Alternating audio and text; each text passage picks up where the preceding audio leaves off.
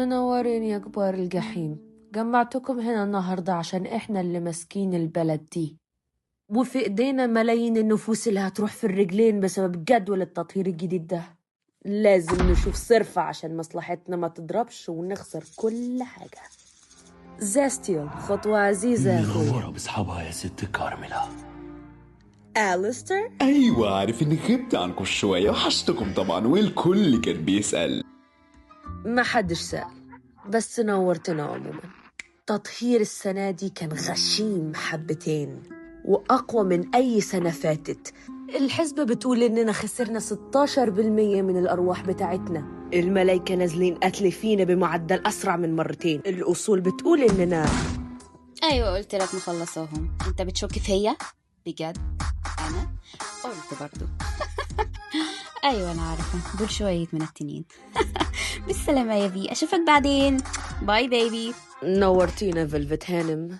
هما الجماعة الفيز بتوع جايين ولا إيه؟ لا، وراهم حاجات اهم من القعده مع وليه فاكره نفسها مسيطره. انا جايه اسد مكانهم. جميل. المهم كنا بنقول لازم نناقش. نعم. بمناسبه النقاش والكلام الفاضي، يا ساتر، الله، لذيذ ده. جبتي الشيء ده منين؟ لقيناها مرميه خلال يوم التطهير. لو الاوساخ الملاعين دول بيموتوا عادي يبقى اللعبه اتغيرت. احنا نروح لهم ونعلم عليهم. انا والشباب مجهزين خطه كامله عشان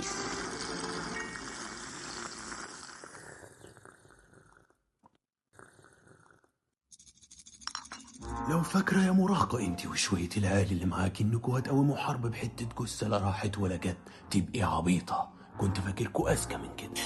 حته جثه دي راس واحد منهم، يعني واضحه وضوح الشمس. ولا نظرك ضاعف يا جدو؟ واحنا ايش عرفنا ده مات ازاي؟ يمكن مش الشيطان اللي قتله من الاساس. لو رحنا نلطش فيهم واحنا مش فاهمين، مش بعيد يجوا يمسحوا بينا الارض عشان فكرنا نتكلم بس. أيوة كلامه صح. وارد جدا إن الموضوع ده شوية. اوه فهمت. جدو طلع فرفور انه يتحرك، فهنلغي الليله ونروح ننام.